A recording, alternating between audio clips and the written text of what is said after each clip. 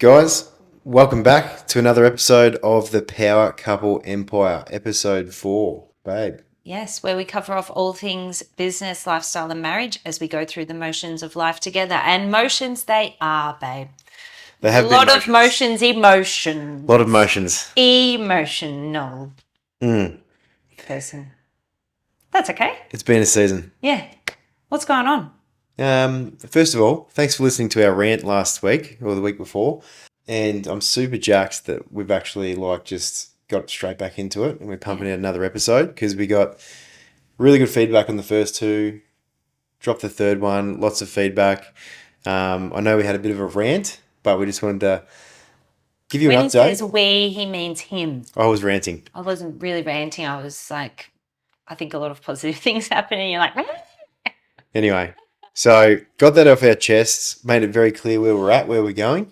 And so from here, we just want to try and give you as much tangible content as possible. There's a lot of podcasts, would you agree, babe, that are a lot of stories, a lot of people telling their story, but there's not a lot of shit that can help people move in the right direction or implement into their operation today.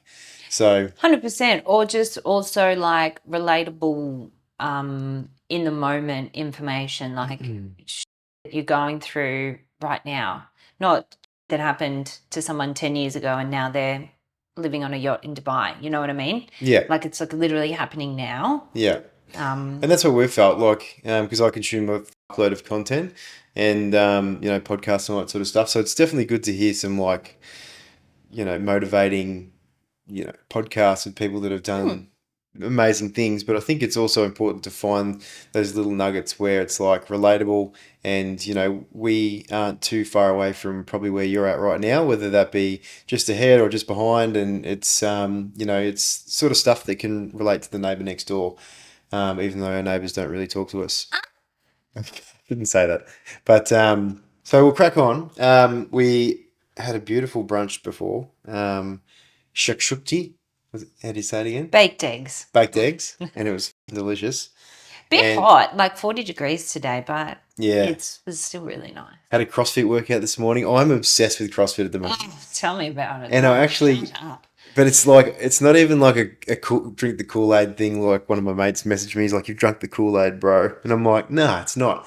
It's doing the CrossFit workouts. You just hit a completely different fucking level in your mindset. Because you reach that point where you just want to stop, but you've got a mission to complete and then you just push through and you just the endorphins and the, all the feel-good hormones that you get after it. Plus you get in shape a bit quicker. You got more energy through the day and I'm loving it. But I just wanted to bring up this analogy that I had in my head that I wanted to share with you guys just to sort of frame the start of the podcast. And I was going to say, I was going to put up a podcast, a story with a poll that just says, what's the quickest way to get better at pull-ups? Because... You suck at them. Workout that I did. He's a big, heavy boy. Heavy boy, I'm just under 100 kilos.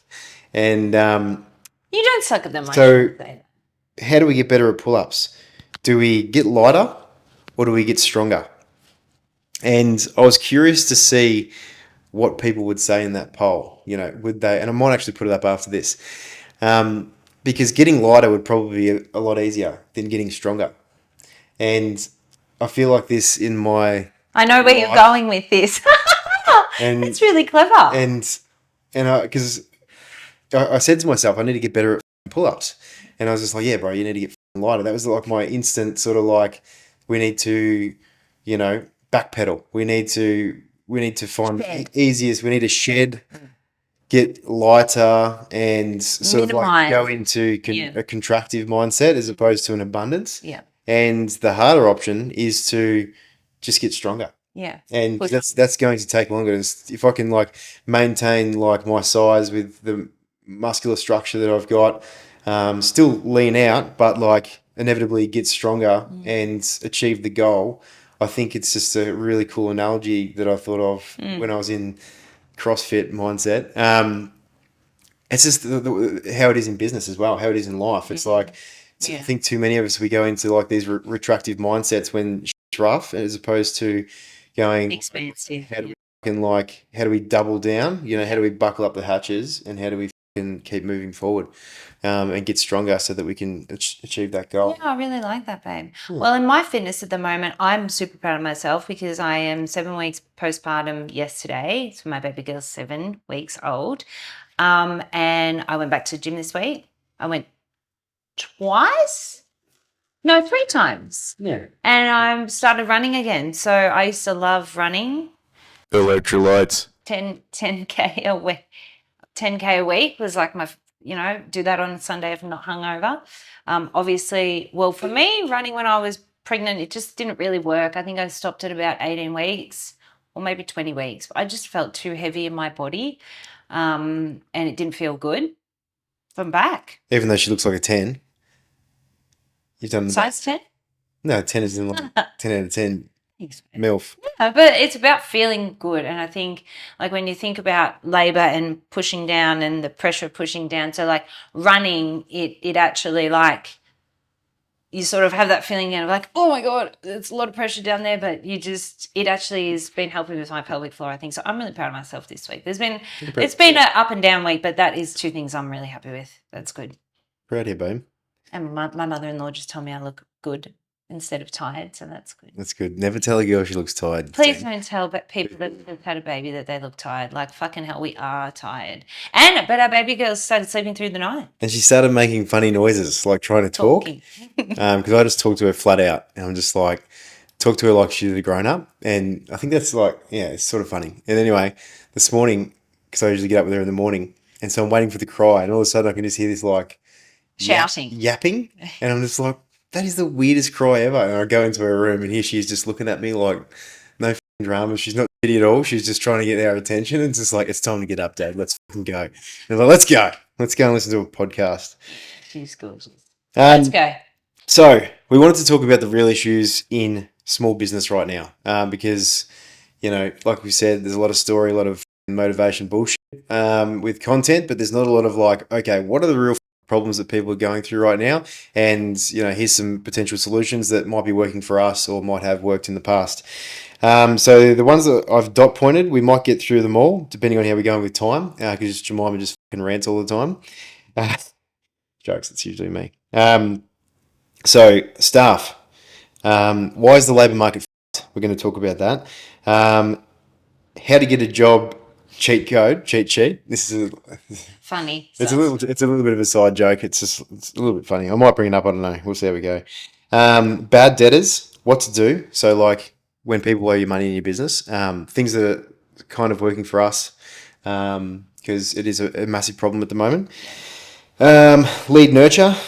So we need to fix lead nurturing before we worry about marketing. Okay, so if your lead nurturing sucks balls and you're not taking care of those people that are already coming in the door, then stop the social media bullshit. Focus on the customer experience. And then we'll try and finish on, fix your habits. Fix your habits to handle the stress of business, because it's going to be stressful. It's going to be tough. Some days you're going to want to give up. So from our experience, dialing in our habits and rituals and sort of healthy lifestyle has been something that had to happen for us to be able to like take on the shit. And then we'll finish with a Q&A, a few good questions. So we'll talk about a couple of those naughty girls. And I think it's really interesting at the moment. I think there is a lot of press that I've seen, not that I watch the news, I'm not really that kind of person, I find it depressing, but The news. There's a lot of businesses that I think we can all safely say businesses are in trouble. Cost of living, cost of expenses, supply issues. There's a lot of business, like I said, I saw on Facebook the other day, a traffic control business that went into liquidation because they owed 800K in super. And so like I think with the economy at the moment, they're hearing more of that, but everything is we can overcome.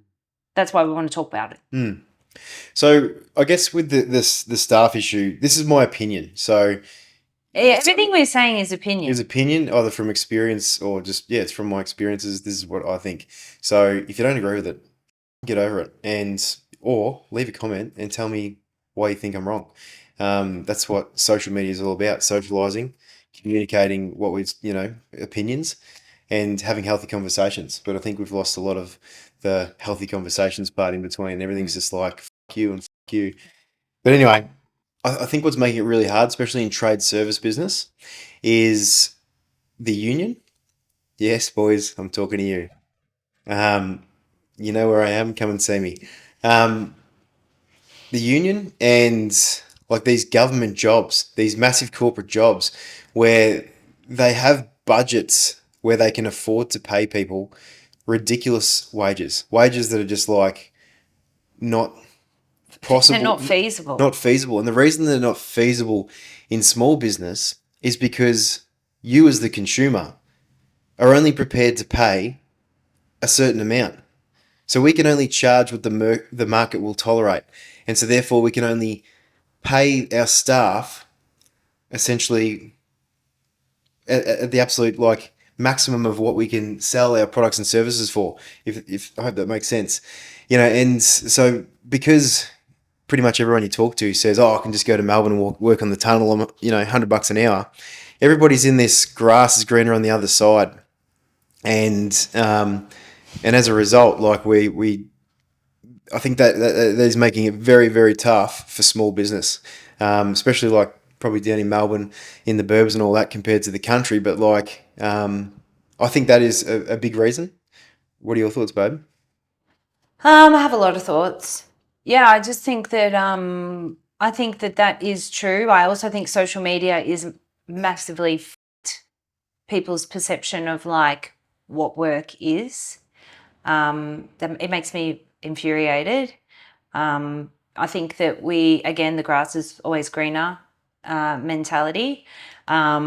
We see people being influencers and online and think that we can all be like that. Well, yeah, maybe, but there are also still the need for people to work in trade services. You're still going to need to get your hair cut. You still need to get your car serviced. You still need to lay carpet in your house when you build a new house or when you spill something on it. Like there's still these jobs that need to be done, and that it can be really fulfilling and rewarding without the need to be paid an exorbitant amount of money for it. I think it's just an unrealistic expectation of people. I think, yeah, 100%. But like cost of living's going up, so I understand where people they feel like they need to earn as much as they can so that they can provide for their family and have some sort of quality of life. But I have an example with that because I just went to the supermarket and I saw a fantastic chick. She's a legend, and she became partners in a hospitality business in Echuca. I know that she did because she bought in.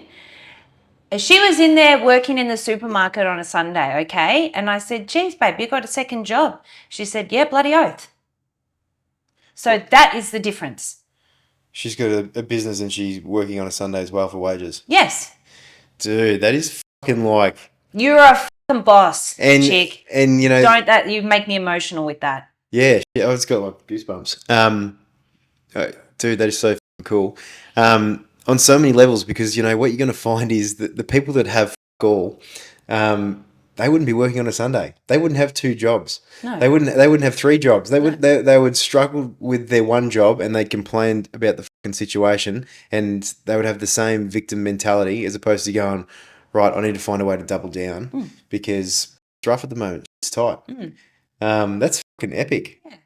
So yeah, there's no excuses. There's no, okay. So the problem is, I think that social media has glorified the workforce. So people just don't want to do jobs that they don't think are cool or look good. One of our staff members, bless him, he said a similar thing to us. And like, he said he wants to do a job that he's proud of to wake up every day and go to. Well, absolutely. You can do that. You can do that anywhere. You can do that because, anywhere. Like, it's about you. Everybody needs the best of, like, society needs the best of everything. Okay, and I think a lot of people it's like they want to get to the destination and then like glorify that then they're going to become the best. It's just like, no, like, and I hear Andy Frisella talk about this, and it's just like, even McDonald's, if you work at McDonald's, there is no shame in that. You are still fucking working. You're not on the tip by the government or your parents or whatever, and you need to become the best person at making the best fucking French fries, so that like every time the regular person goes through Macca's and gets like some fucking French fries, they go, I want that. They go, oh, this dude's in there. He makes the best fucking franchise. Like that's the level of mentality that you need to have. You need to have like the standards that you are the best in that position, and like people are going to recognize those kinds of people, and they're going to get rewarded. It might take a month, it might take a year, it might take a decade. I'll actually give a quick example. I don't want to get too sidetracked. Again, about McDonald's. I used to work for my dad down in Diamond Creek, and when I was about 23, and there was a McDonald's over the road, and the guy that owned that he was either Cambodian or Vietnamese immigrant, Asian fella. So he came over here. He dropped out of school and he started flipping burgers at Greensboro McDonald's when he was about 15. He worked there for 10 fucking years and flipping burgers, becoming the best that he could be in that job. Okay, removing the ego, becoming the best he can be in that job. And now, got goosebumps again, Jesus.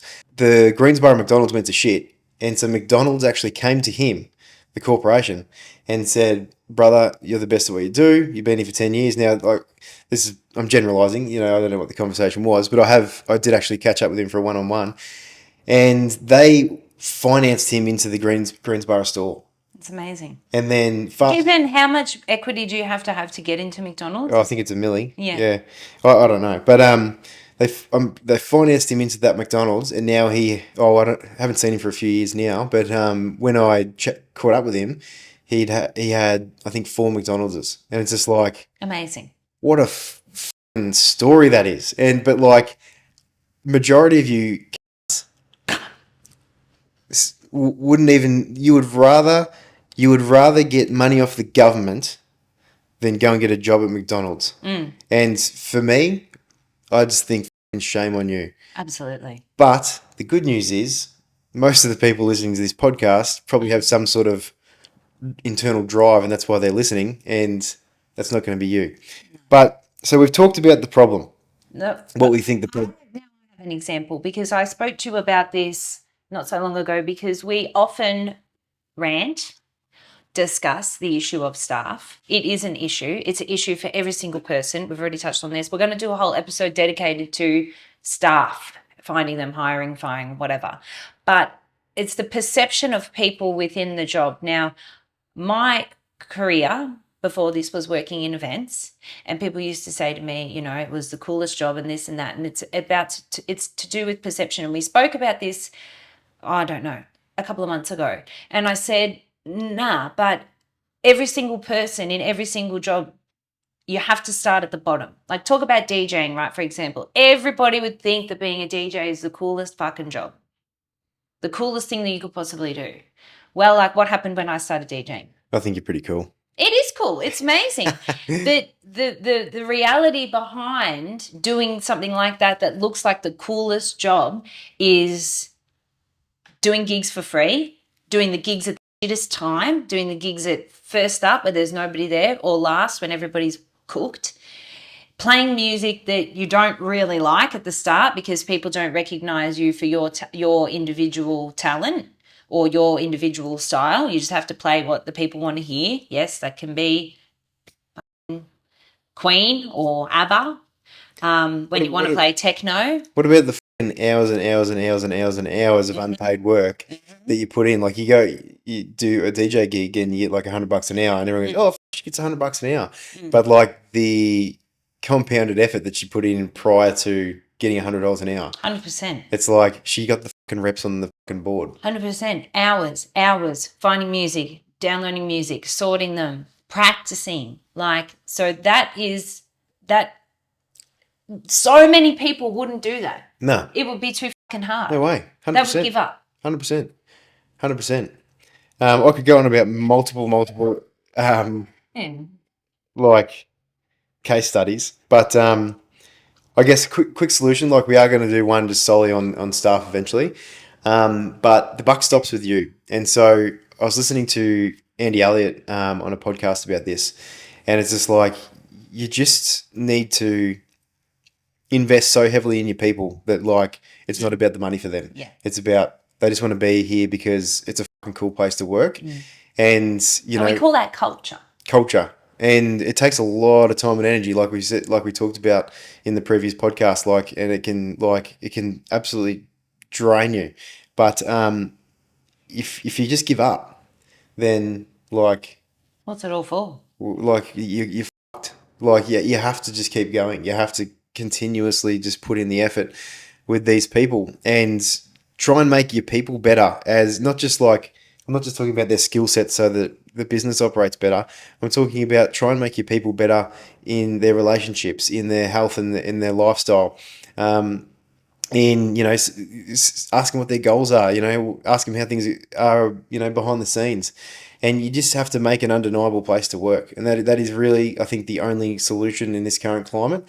And like we've had seasons where like everything's grouse, culture's amazing, and we just like we pinch ourselves, we go home, we go, oh my god, like we've hit the nail on the head. Yeah. Then it takes like one bad apple, and then everything's for a while, and then you got to go,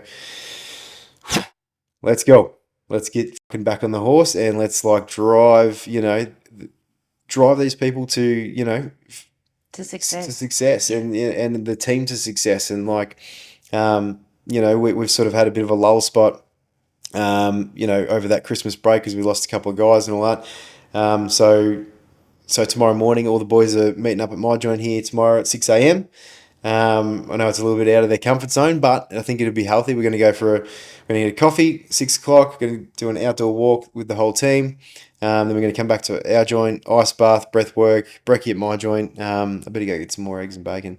And just did that when I went to the supermarket. And it's just like that. I think they're the little 1%ers, or 10%ers that like you need to do.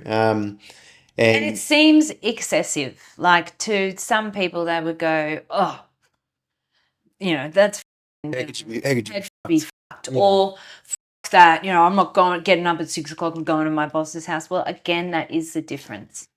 You need to either get rid of those kind of people or shake it out of them. And I'm hoping that this little session that we're going to have in the morning is going to make that they're going to feel the benefit. They will feel the benefits. It's just about having the discipline to do it yourself. But I think they're going to, a bit of camaraderie, a few gags, and like it'll just set up the week. A bit of a toolbox meeting, sort of indirectly while we're having a bit of a feed, and I think things like that. And you got to build your people up, and sometimes we get beaten down ourselves, and we just got to recharge and then bring it again. And so that's one way to do it. And then the other option is, which I think in like 10, 20 years, the labour force is going to be foreigners. So we're investing in a Filipino fella. He's coming over in about 6 months, and a lot of people that we know are going down that route, bringing over people on skilled visas. So we're thinking about doing a bit of a workshop on that. I think we talked about it in the last podcast, but but unfortunately, so there's regulations around the minimum wage that you can pay the skilled migrants that come over. It's not just people from Asian countries. It's on the list is like Ireland, Canada, UK, South Africa. Yeah. Jordan, one coming from South It's literally to have the people that are happy to show up for the opportunity. So that's pretty much it, really. You've just got to show up, and you've got to be sort of like, you got to set the standard. Like you need to have everything dialed in. We talk about standards like cleanly cut, uniform, shirt tucked in, cars clean, high energy and positive, and you've got to bring that to the workplace all the time. If you're not that person, if you're the out the front, or out the back having a dart and eating your pie with sauce, and like not sort of leading from the front, or not getting in there and helping the boys, not going out on the tools, like it's very hard for them to relate and want to do any more for that kind of person. Yeah. So it's a very hard balance I've found with trying to be in there, getting the hands dirty and earning the respect, and also working on your business from that sort of bird's eye view. Yeah, because I think that is really hard, for the team or staff. If you are a business owner, if you're not there every day, depending on the sort of business, it can often be perceived as that you're not working. But generally, when you're not there, you're doing some of the really important work that, driving sales, investing, growing the business, making the business better. So it is a really hard balance. And I definitely found that too. Like going on maternity leave or working from home and going on maternity leave, because I felt that pressure to be seen by my team in the workshop and by my customers in the workshop, every day. But it is actually it's a mental barrier. It's not actual, you can strike that balance really well if you do it right. And if you are seen as, being really responsive and doing all of these things that contribute to culture and contribute to a good workplace, and there will be no question in your staff members' minds. They know you're working. They know you're the hardest worker in the room. Bad debtors. Let's talk about that. It's so hard. This one keeps you up at night. Like, It's the shittest thing about business. and it is definitely getting worse. And it's a snowball effect. And so yeah, we just wanted to talk about it because we have issues with people owing us money outside of terms, and it's a snowball effect. It hurts our cash flow, and so I just wanted to talk about a couple of things that we've been trying to implement to reduce that. So Jemima just recently sent out a bulk email and basically getting everybody to send in a new credit application with some minor adjustment to their terms. So we've tried, like, even though you're flogging a dead horse, we've tried to bring the terms back to like 25 days end of month as opposed to 30. So that I guess there's that expectation we can actually follow up before the end of the month to try and recoup some funds, which has worked a little bit. There's a couple of It people definitely worked. It's worked with our Melbourne clientele because they're mostly bigger businesses. Yeah. And there's no fugazi. Yeah. And I think you're starting where you want to finish with these guys as they're coming straight into your ecosystem. All due respect, the worst paying customers that we have are the ones that we have been working with for the longest, because they know that they can stretch the friendship because they've done it the whole time that we've worked together. And I think that's the best bit of advice I could give to any of the young lads or lasses that are just getting into business. And if you're in a business like ours, you do have to have terms in order to be able to get some of these accounts. Yeah. So there's no really getting around that. So my best bit of advice would be like just starting how you want to finish. So the number one thing would be writing these motherfuckers from like day dot. Well, so firstly, getting a credit application. So you have their ABN, their registered address, the details of an accounts person. Half the time, like, if we're working with a farmer, you just have their mobile and you call them and they're in the truck and you can't hardly hear them. What do you mean? What's an email? The missus. Oh, send it with the homing pigeon. It's pretty painful. Oh, yeah. So we've come leaps and bounds from I think about 2 years ago to now. It's like, because if you set that standard, it's like right on the 30th. It's just like if it's not in, it's just like you're getting called. You have either your wife if she's helping you with admin, or it might be you just dedicating one day. Like, right, today I'm just doing this. If the squeaky wheel always gets oiled, so if you're that person that's writing them from the get go. They're going to be like, right, who can I stretch out? And it's just like, not them because they're fucking annoying. So try and, that'd be definitely a suggestion. So what do we do with the guys that have gone beyond stretching the friendship, and now it's more of like you're getting a sore butthole from them fucking you? Yeah.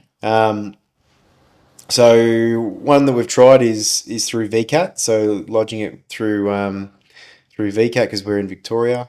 Is that right? Yeah, so it's civil court, small claims court. Yeah. To be honest, like they serve out to the bad debtors, but it takes there's one guy that we're waiting on for a few grand. How that 3 years. 3 years. Coming into the third year. Really? Yeah. So as you can see, it doesn't really seem to move the needle that much. I was talking to my solicitor the other day just about the franchise and everything like that. Dingo. And he said, if we wanted to, anyone over 3 months, just shoot. I forgot to mention this to you. Shoot him Cease through, and desist. and he'll send out a cease and assist email or whatever it is. Yeah, letter. So there's a few steps. So our current process, which has taken years of refinement, is every single person that wants to set up an account, they have to pay COD for the first invoice.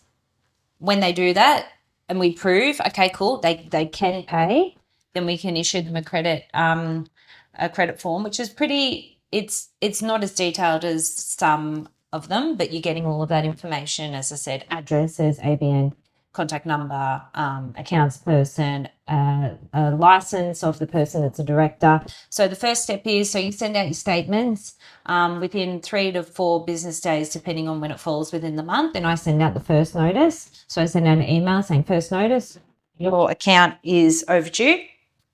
When can we expect you to pay? They were due on the 25th. Sometimes that's enough to just prompt people and they'll sort of pay straight away. Otherwise, they'll ignore you. Then I go with a phone call. Then I go with another email. And then I go with another phone call, which is like the final thing before moving on to the next steps, which would be a cease and desist letter or stating that going to be engaging with a third party, which for us is a debt collector.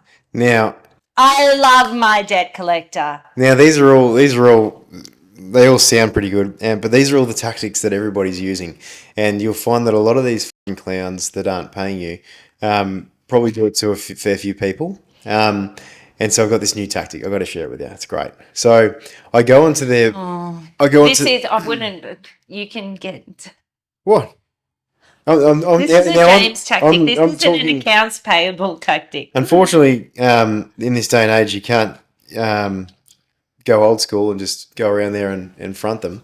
Or take the wheels off their car. We have actually threatened to do that before. That is necessary. But so we got to get a bit smarter, a bit more tactical. So I go onto their business page or their personal page on Facebook, and first of all, leave a 1-star review and just say, look, massive shame, we've done work for this person, but unfortunately, and now this is for people that we've hounded 2, 3, 4 months more. multiple times. They've ghosted us completely, no intention of paying.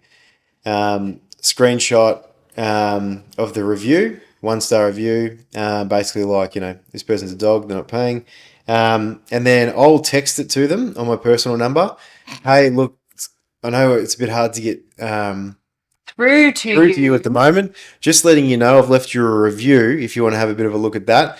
Now, if I don't have the money in here in the next 7 days, because obviously some of these people are fucking struggling, which again isn't my fucking problem. If you have had the intention of buying something and you just choose not to pay it, that is your fucking problem. But it's about the choosing not to pay. People are literally just, I swear to God, I say to James, I swear that people just see the bill from us and we've done them a favour by putting it on terms and they just go, delete.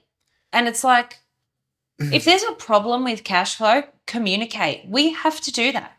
And yeah, so you screenshot it, send them a text. Just say, look, if you don't do this in 7 days and pay the money, then I'm going to post it on every single community page imaginable, and with their face and everything like that. And I haven't really been like recording this in Excel or anything like that, but I reckon I'd be on like a fucking 90% strike rate that this works.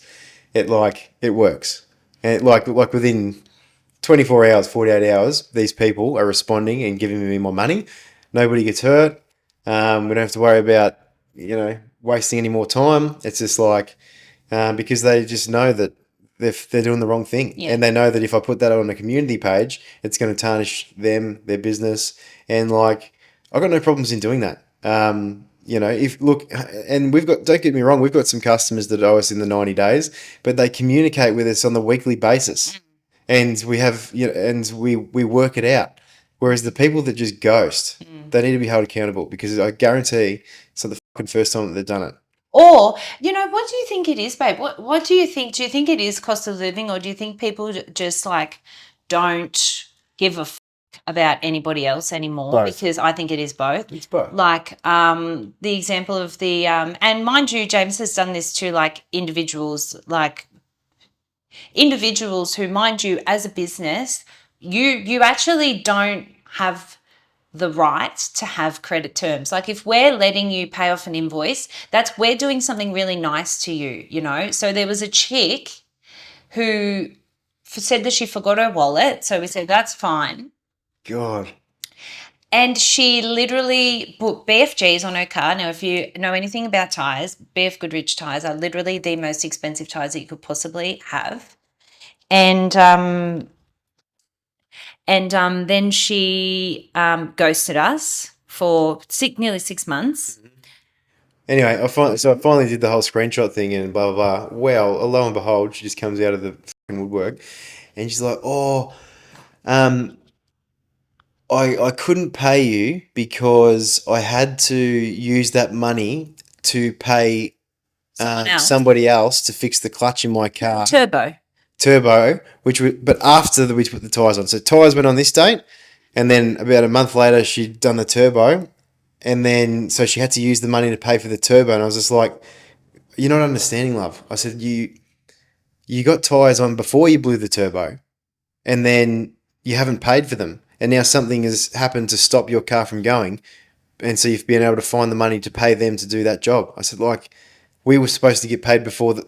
It's just like the mentality of these people. It just blows my fucking socks off. But people are robbing Peter to pay Paul, and that's so. Again, get back to work. As James said to her when he finally got onto this shameful excuse of a person, after calling her, how many times do you reckon you called her in a row that day? I called her 15 times in a row, literally just one after the other, and I finally got her. If she'd communicated and said, "Hey, this is what's happened," I would have said, "Cool, let's arrange a payment plan," because that is something that I'm more than happy to do. I'm happy to do that. That's like the clown that we got up in Kahuna. So this guy, I didn't realize, but he doesn't work. Okay, he's apparently he's on dialysis and doesn't work, and still smokes ciggies. Still like the picture of health, and so he ticked up 2.5 grand's worth of wheels and aftermarket alloy wheels and tires on his car. He had no intention of paying. Like None. Think about it. Absolutely none. He had no intention of paying. No. And unfortunately, the manager that we had at the time was just like, "Oh, you're not going to pay for those? Yeah, no worries, mate. Sweet. Catch you later." And this has been going on for 6 months now. I think he still owes us and this is me. I literally message him every single fortnight that his pension check comes in. I message him and go, beep. I'm not allowed to say his name, obviously. I wish I could. And I'm like, "Hey, mate, pension check come in today. When are you going to pay me?" And he's like, "Oh, you busted me chops." And just like, mate, it's 2.5 fucking grand, bro. It was from March last year. Bro. And you're driving around with these wheels and tires. That is something that you reward yourself with when you've done the work and you can fucking pay for it. You don't go and do that. You don't go and put wheels and tires on your car when you don't work. Okay? You catch the bus. For fuck's sake. Anyway, super painful. I'm ranting again. I'm sorry. I really am. But anyway. Bad debtors is it is the thing that every single business owner hates doing, because I hate it every time I've got to do it tomorrow. It's Monday. I've got people on my list that I need to call that haven't paid me. And it's the worst job, but it is the most important job. You can get all the sales in the world, and we're talking about sales, and sales is what's driving the business, but what's happening behind as well is so incredibly important. So you got to put on your big girl pants. You got to take the emotion out of it when you're calling these people. It is emotional. It is personal. I take it really personally. People literally not paying me to go on a fucking holiday instead. It cripples businesses' cash flow when you don't pay your bills on time, because then I can't pay my bills on time. So every time you go to think about that, just think it's not personal. I just have to take the emotion out of it. I just have to go through the list. And once you start calling one or two, you do sort of just shake it off. Offer, if they say they can't pay today, offer a solution, ask them a date of when they can expect it to be paid, put a note in your diary and follow them up. And that's all you can do until you then engage a debt collector. And another thing that I'll say, and especially to the young bucks getting into business, and at the very start, I encourage people just to fucking grab onto what you can. Just go hard. Get the sales, get customers. Do whatever you can do. And I think there's definitely a season where if you want it to work, you have to do that. But as your business develops and you do get a bit of a good reputation and you've got a good business, it's super important to reflect on your values. And, we've gone against our values with some of our customers where we've just gone, in those early days, just taken on anybody that we could to get the sales. And they're the ones that they f you. And so we've sort of said after this year and, this season, having a few accounts that have just like done the same thing to us all the time. And this year, 2024, we're just not dealing with you anymore. So if they call up, it's COD and their account's like withdrawn. And because like, what's the point of doing the fucking sale 3 or 4 months ago? And yeah, you got the sale on the books, but like the hardship, say that tens of thousands of dollars is going to put on your business because you've got to nurture the debt of their the product that you bought. The bad relationship that it develops with your supplier because you're saying to them, hey, I'm really sorry, I can't pay you on time because I haven't been paid, and that is the reality of small new businesses, is that you're not going to have the cash flow to just be able to pay everybody exactly when you want, because you need the people to pay you first. Sometimes you have to make a priority. So yeah, it's just not worth it. And we were talking about this the other day, is that even when you realize the behavior of these people that are bad debtors and bad customers, they're not nice people. Even the thrill of getting the sale of that, it's still a lack mindset, because you already know that they're not going to pay you on time. Yeah. So what is the point of even dealing with these people? There's been a lot in the past 12 months that we've just said, you know what, we don't want to work with you anymore. Don't come in here and speak to us like that. Don't carry on. We document everything in our business. We know when things are booked in. We know when they're paid. We know, we have a strong paper trail now. So you can't bullshit. Not fugazi. Yeah. Anyway. So like Jemima said, if we haven't got that sorted, then it's more important than the sale, I think, having some sort of system in place there.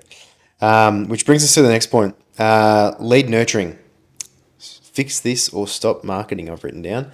I did a reel about this the other day, and it's just like so many people, they focus on the social media and the marketing because it sounds cool. It's just like, oh, yeah, marketing agency and like, yeah, social media and like, and because we do social media, so I get it. It's cool. It's like it's the creative process. It's fun, trying things and seeing things that work. But the priority needs to be nurturing those leads. And I think this is a massive problem with a lot of tradespeople where, you might be doing the social media thing right, or, word of mouth's good and you're getting phone calls and you're getting emails and messages on social media. But if you're not nurturing those leads and like actually documenting those leads, like what's the fucking point of all the effort you're putting into your marketing? And I think that's been a massive bonus for us with trying to train our sales guys is, having a bit of a process there so that every phone call that comes through, we're getting name, phone number, email sometimes. If we can just get name and email, asking the right questions, and then, we're getting that. Sorry, guys, we've got a fucking crying baby in the background. Hey, Mum, can you take her away? Hey, Mum, the meatloaf. Mom! The meatloaf! Hey, Mum! Throw a bit of cheese at her head. Anyway, just cut all that. Maybe, I don't know. The meatloaf thing was funny, but just cut it actually. Lead gen. Sorry, we got interrupted by a little bebe.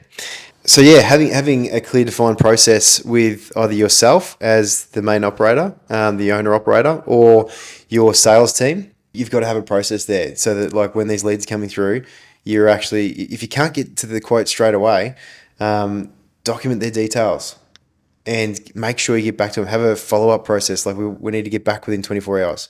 That's the standard. It's just, I do it all the time. I'll walk past the boys and I'll be like, oh, this one here. Did we get back to that person? And it's just like, oh, no, we haven't. It's just like, dude, 24 hours, that's the standard. And it can be hard. I really think that can be the difference between you being like A-class business locally or, just being sort of, I guess, average. Yeah. And this is what I say to the boys as well, is just like, I don't think that anybody else is really doing this. You know, like how many businesses do you know that actually have a process where every phone call comes through, we're documenting their name, phone number. We've got we've got a script there where they have to ask the right questions, and if we don't get the sale there and then, we're actually following up within 24 hours. I just don't think that and trust me, I follow up like within 24 hours, fucking 48 hours, 36 hours, and like sometimes they just give me the runaround and eventually you snag them. But the follow up is super important as well. So it's like nurturing those leads when they're coming in is super important. Finding a CRM or a system that works for you. And we joked about this before, but like it doesn't have to be sexy. It can be literally just like a piece of paper with a bit of a script and like sort of like SOPs that the boys need to follow. And that can be it. You can have a few of those printed out on a clipboard, which is what we did. And it's better than just like answering the phone and yeah, mate, yeah, oh, sweet, yeah, or just not answering the phone at all.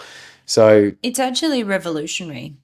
It was what revolutionized our business, yeah, I think, because I do it all the time. I call up competitors and get a price on tires. Sorry, I do. And they never get my number. Well, they don't even ask your name, yeah. and don't ever say that you're too busy. Okay, if you're too busy that you can't nurture your lead, then you need to fucking sort some other shit out. Yeah. Hey, there has been times where we have been too busy. Oh, 100%. But like I'm talking about like the majority of leads that come through, I would say like 90% of those are nurtured. It'd be more. And so I guess that's the standard that you need to implement as well. And I guess this is something that I talked about after you put up that reel because I'm very passionate about it. Again, it's uncomfortable if they say, "Oh, I'll call you. Oh, I've got to check with the missus," or "Oh, yeah, I'll leave it with me. I'll see how I go." It's like the follow up can be really uncomfortable because you're like putting you on the block, but it's so important. 100%. Because Have confidence in I'll your give you an example of why the follow up's important. And I actually say if we quote in the morning, follow up in the afternoon. If we quote in the afternoon, follow up in the following morning.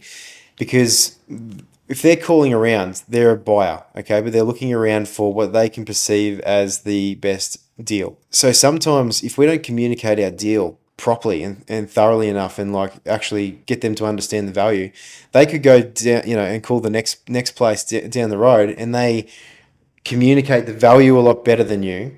And you could follow up and say, oh, hey, just following up on this. Oh, yeah, I ended up going down the street. They were a little bit cheaper. Oh, they were a little bit cheaper. Was it the same product? And, oh, no, it wasn't. Oh, okay. Did you realize that we do X, Y, and Z? And they're like, oh, no, I didn't. Oh, look, to be honest, that product that they've quoted you on is more of a budget option. The one that I've given you a quote on is more of a middle of the road to premium. I thought you did say that you do a lot of driving, and that's why I've recommended this product as opposed to X, which is only going to give you about 12 months. And sometimes it just unravels the conversation that little bit further because you've followed up, you've found something that we didn't communicate properly when we first engaged, and then they go, oh, hang on, oh, what could you do again? And then bang, they cancel with the other guy, they came on with us, and that's happened multiple times because of the follow-up. It goes to show how many are slipping through the cracks. And again, why we've got like a bit of a script on what we follow so that when we talk to our customers, we make sure that we communicate the value that we, have with our products and services.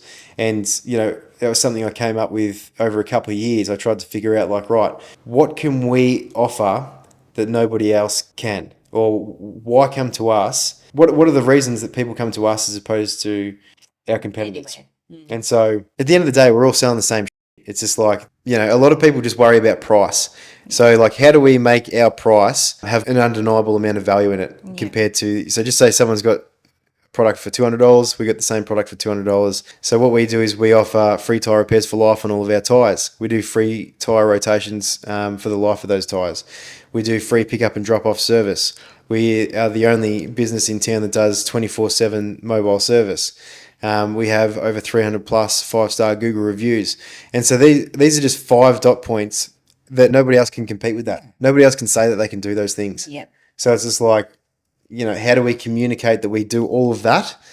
And like, our price, I might even be more expensive, And that's the angle that we're trying to go. We are a premium price, but For that look at the fact. fucking value that you get. We're looking to keep you as a customer for life, for the life of your tire, for the whole experience, as opposed to getting a transaction, catch you later, and you do the ring around thing the next time. Yeah. We're finishing up our transaction, and you're going, well, this is where I'm going to come back to because I get the free maintenance with the rotations. If I get a nail in the tire, I come back. And, some people would think that that's like a potential loss in their business, doing a free tire repair that takes you half an hour of labor, 100%. But the opportunity that you might get when they come back to be able to upsell, not in a sales scammy way, but they come in for a tire repair, you pull off the wheel and you go, dude, your brakes are fucking cooked. Have you got an extra hour? I'll be able to slap some pads in there for you and we'll get that sorted. And so that's always been like my mentality, and I think that's why we've gotten to where we have with retail, because it's just like I've just like fully thought about, right, how can we just provide an undeniable amount of value so that it doesn't matter about the price, people just want to keep coming back to us. And it's a point of difference as well. It's like, for some, look, and don't get me wrong, there's a lot of customers that don't give a they just want the cheapest thing. I'm the one that see the online inquiries of people just being like, best price, 2454518. And I'm like, you're actually not you're not my ideal customer. Like I used to try and argue with them and ask the question, not argue, used to be like, hey, what sort of driving do you do? This and that, blah, blah, blah. Those people, they don't want to hear that. They actually get really frustrated when you ask them those questions. Happened to me one time with a tractor tire guy too. And he made me cry because he was just a asshole speaking to me like I was a quit and just saying, I just want the fucking cheapest price, love. Nobody else is asking me these bullshit questions. And I was like, this is my sales process. Yeah. So then they're actually not our customers. So when I see those, you don't want people like that would talk. Exactly. We don't want those customers. We want the ones that want to feel nurtured with us. That want to build a relationship with us by having a two-way conversation about their driving, so that we understand them and then we're selling them the right product. And all of that is lead nurturing, and it's customer relationship development, and that's how you get the return customers. You can shear a sheep for its entire life, or you can have one roast dinner. I was going to do a 1-star Google review to that sentiment the other night, but I just put it in my notes. And I did see that. I had to check out the notes to see what we were talking about today. It's going to be about a supplier who wanted to have one roast dinner with me. No roast dinners. I'm a vegetarian. So yeah, lead nurturing, guys. So that's just like one part of it, obviously. Then the whole customer experience has to be undeniable, yeah. And so make sure that we're fixing those things before we worry about marketing anymore. We want to make sure that our team's good. We want to make sure our service is really good. We want to make sure all that sort of stuff before we worry about marketing. And hand on heart, that's exactly what we've been doing. It's been a strategic decision of ours to pull back on all marketing at the moment because we wanted to focus on developing and nurturing the lead and developing our sales teams. This was part of our planning over Christmas break because we lost a couple of team members.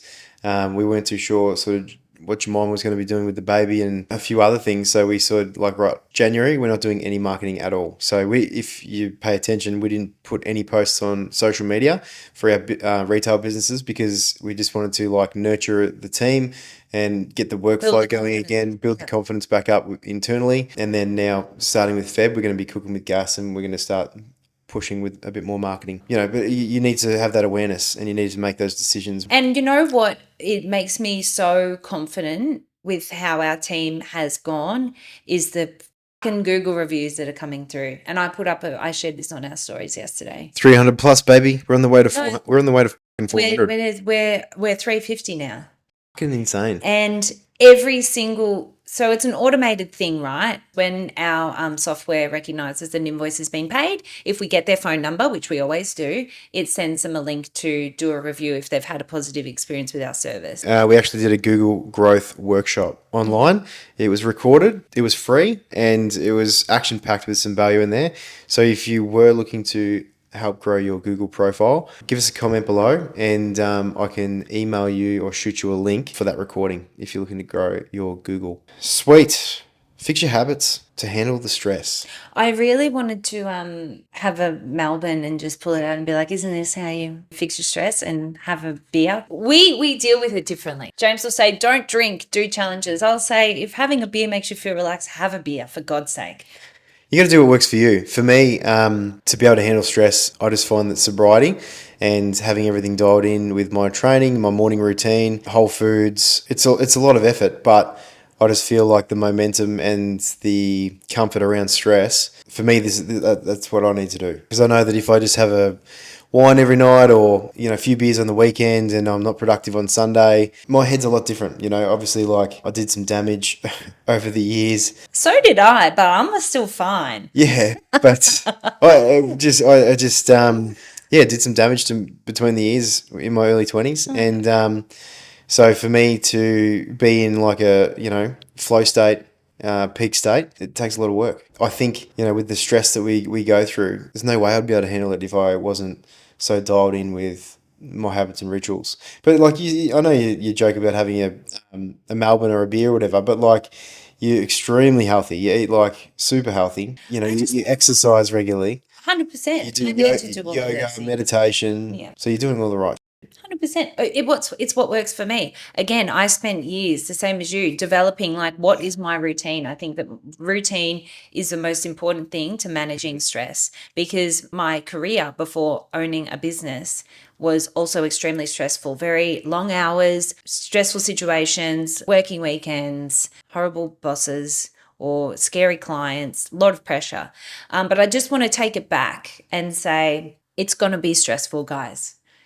Running a business is stressful. Do not think for 2 seconds that because it's stressful, it's the wrong thing to be doing. I think if you don't have a bit of stress in your life, it's not going to be pushing you to the next level that you need to get to. It's not going to be applying the pressure that you need to make you grow. It needs to be stressful, but there are ways to manage stress. And I was listening to a podcast with Erin Deering the other day, the founder of Triangle, who I'm so excited to be going to see in a couple of weeks. She's coming to Echuca for a public speaking event. And she exactly said that. She's like, when she founded Triangle, which was like a cult fashion label back in, early 2000s, she's like, I was doing everything.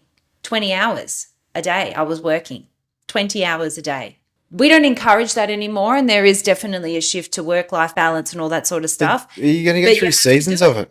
Like, there's no fucking beating around the bush. You're going to go through seasons, and it's like what Jay said to you, with all that's hit the fan over the last 4 years. Like, a lot of people just would have given up, but we just I love like you, Jace. resilient, and we're just persistent, and it's just Maybe to our own detriment, but we are. yeah, but We will like, not fail. Anybody that's built anything great, they've just been through more shit than you. They've just tolerated more fucking shit because everyone's gone through all the stuff that we're talking about. 100%. There's so many people, so many messages I got from the ranting last episode that like was super relatable, and you just got to keep going, guys. Like, cause it's going to be worth it. I'm telling you now, like that dream of yours, it's just on the other side of a few more fuck-ups. Just keep going. Like, just keep. And I've been saying it to Jemima for a while. It's like an inside joke. Just keep. We're nearly there, babe. We're nearly there, babe. We're nearly there, and then something else. It's usually when I'm crying or like I've just shouted at him or something like that. But yeah, so it is going to be stressful. Anything worth doing is stressful. Anything worth doing is fucking hard. But it is really important to manage your stress, and I think developing those routines is really important. Yeah. So in our household, it is a lot of yoga. It's healthy food, clean food, Whole foods. Okay, none of this processed fucking shit. Like there's so like it's processed food is killing us. It's why everybody's fat. People are eating like fats aren't bad for you. Okay, refined sugar is bad for you. Having saturated fat with sugar is bad for you. Just sugar in general is bad.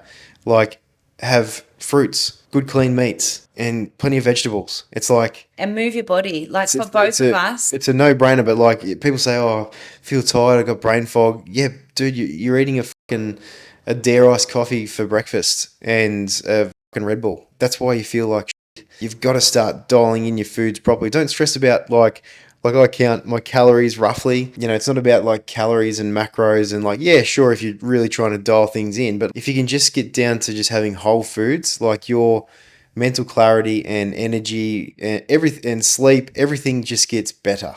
I can't, and I guess that's why I love these challenges like 75 Hard that I'm doing at the moment, is because once you get into this like amazing clear state of momentum, there's nothing that knocks you off. I don't get to Friday and then have a few beers and then I sort of get knocked out of that flow state.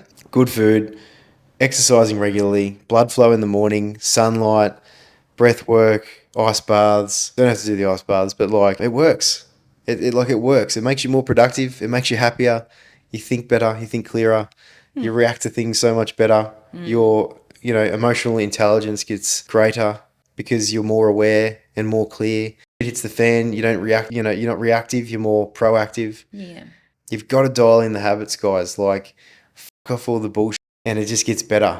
Like I'm not perfect. We've got my mate Waz's Bucks in April. I'm gonna get burned. Trust me.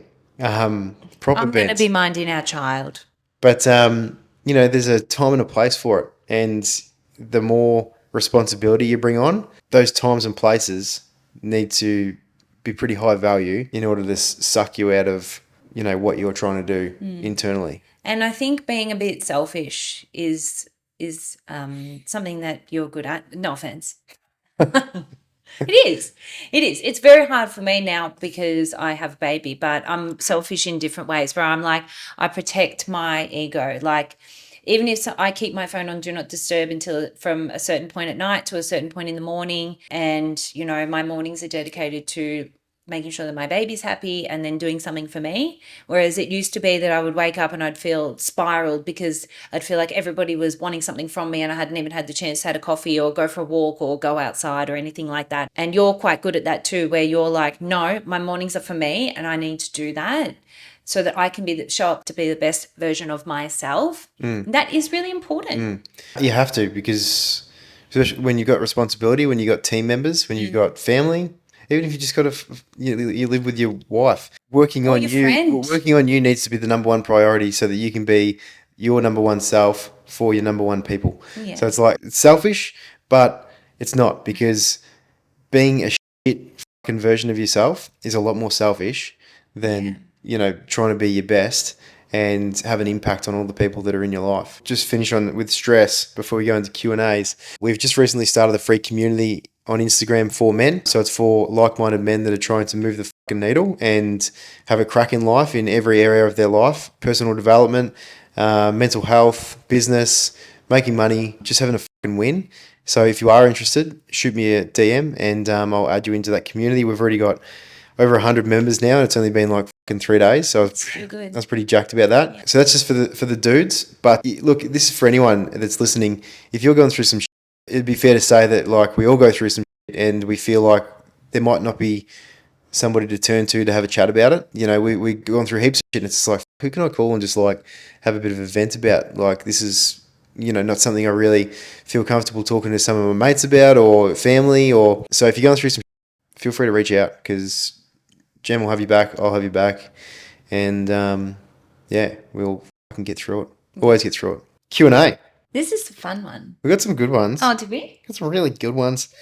Yeah, it's really nice. Mitta said, tell the story about the time you took on the Lake Charm Caravan Park at New Year's Eve. Not going to talk about that. And I actually didn't take on the caravan park. It was my mate Luke, and he was teasing this one guy, hanging with him, and the guy just socked him. And then it was all in. And we're on the news. Some guy got a broken leg. It was hilarious. Okay.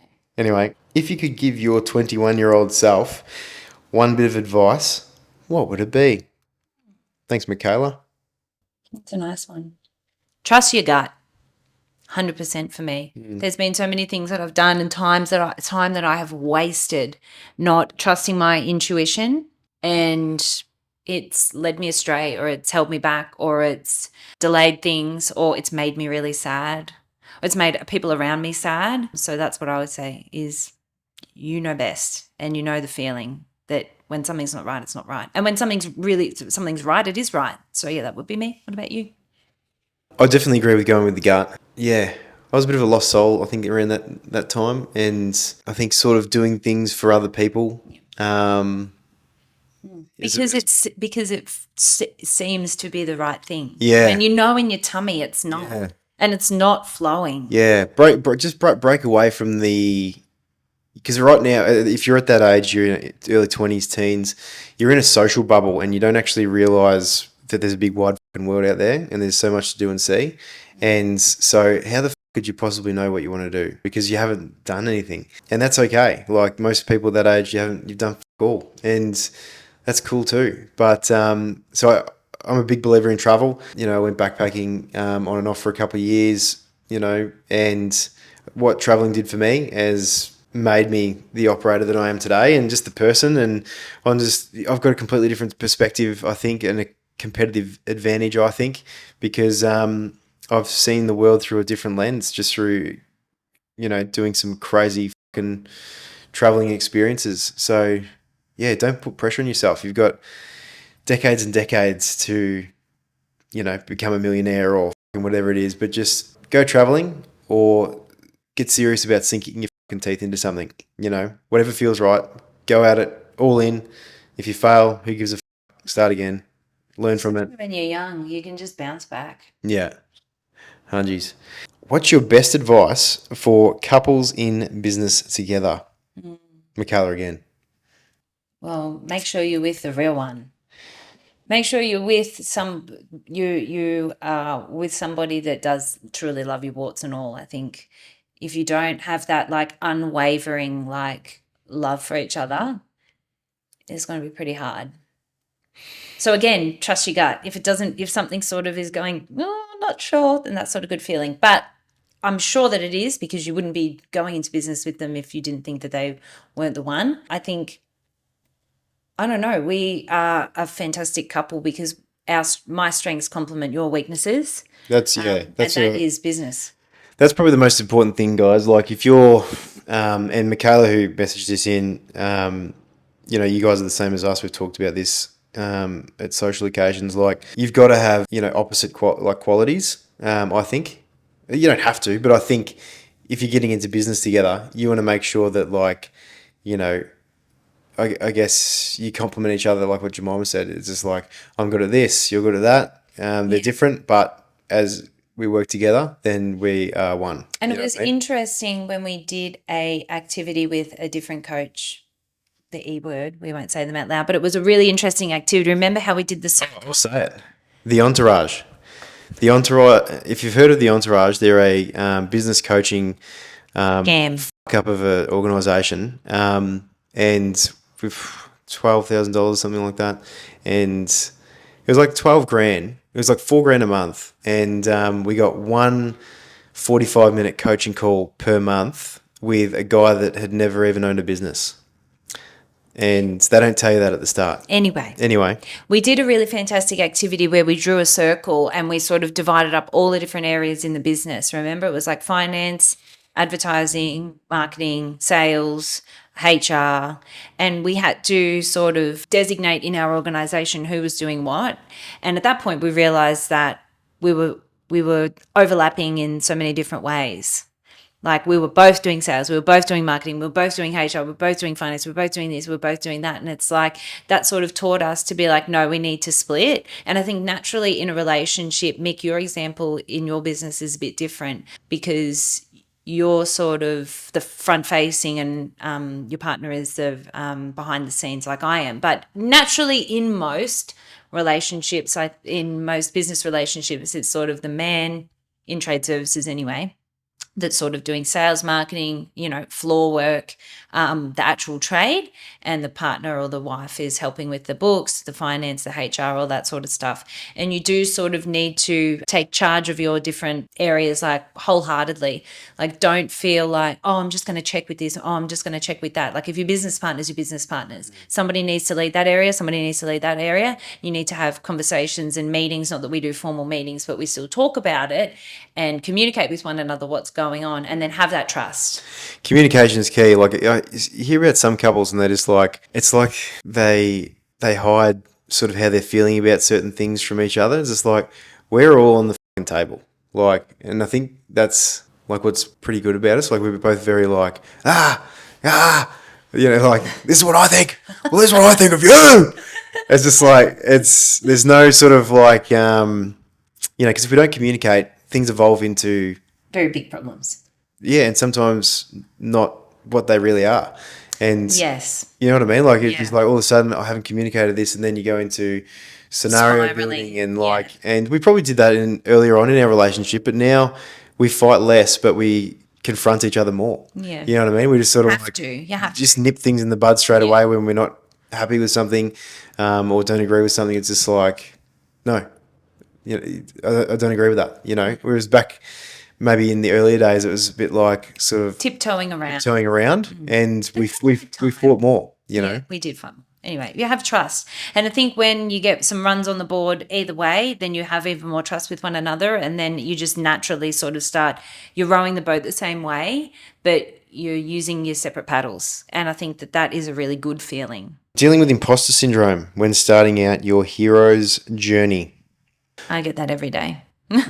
Imposter syndrome comes and goes, for sure. Yeah, when you're trying new things. Yeah, for me, it comes and goes. But like, I think it's pretty similar to the relationship with building trust in your relationship. It's just like once you start making decisions with that person, or once you start making decisions for yourself, and it actually works out, then you start to build that trust in yourself, that confidence. So I think, you know, dealing with imposter syndrome when starting out your hero's journey is just start the journey, and you know, battle whatever fucking dragon comes in front of you, and cut its fucking head off, and you know, keep going. And before you know it, you'll be like, what, imposter syndrome? Or you'll be going to the next challenge, and you might feel it again, and you remember, that's right, I just cut that dragon's head off, and then I just kept going, and everything was fine. So I think that's what has worked for me. It still gets me all the time. Happened to me on Friday, and I was like a spiraling mess. But I think you have to have somebody, now I'm getting upset about it, I don't know why, but you have to have somebody for me, I have to have somebody that's backing me in my corner to prep me up, because I am a woman operating in a man's world. It can be very intimidating. It can be very lonely. It is very hard. You constantly made to feel inferior. You constantly made to feel this big, especially having to confront these dragons that we have to confront, which can be big, scary, overwhelming. Fire breathing. Motherfuckers. But for me, it's confiding in you and you reminding me that I can do it. Thanks, babe. Well, to be honest, I've got a lot of confidence because I just know that she's got my back. I know that we're ride or die. No matter how fucked things are, I just know that she's going to be there, and we're just going to work it out together. And we're blessed. And that's why we're building an empire together.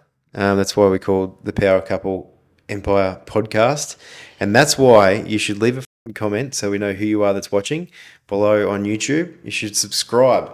If you're on Spotify, you need to leave a little 5-starer to help us get the ratings. And most importantly, give it a share. All right? Even if we don't know each other. Cool. Just share it. Like, I know your stories are sacred, but just fucking share it, because if you don't share it, then it's going to be very hard for people to hear the value that we're trying to bring. And like, or even if it's not valuable, at least it will make you laugh. Like, my sister messaged me about the last podcast the other week, and she was like, I was literally crying with laughter. I was like, were you crying because it was so bad? Or like, were you like laughing? Were you like crying because it was so funny? And she was like, no, literally, because you two are so funny. Like the digger. Like the digger. Oh, the digger incident. Yeah. Anyway. No. Even if you're just mildly entertained by us, then it's worth if sharing. you got a little bit of a whimper of a giggle, then you have to do something about it and share. And if you got some value, you have to share. They're the rules. Even if you hate it, just share. We're all about any sort of feedback. Yeah. And guys, if you are in small business, if you're a bloke and you're looking to scale from 6 to 7 figures and find a way to remove yourself from the tools and get healthy while doing it, please reach out. I'd love to help you out. Have a chat to see if we can move you in the right direction. But for now, keep crushing it. I don't know what day it is that you're listening to this, but fucking own the day. Fucking finish the day strong. And if you do that every day, it'll compound into weeks, months, years, and you have a fucking good life. Amen. Amen. Thanks, guys. Namaste. Namaste. We've been doing some yoga with Amber Kate, so it's namaste. Yeah, she's hot. Boys, yin yoga with Amber Kate. Shut up. Oh, yes, we made it. I'm upset.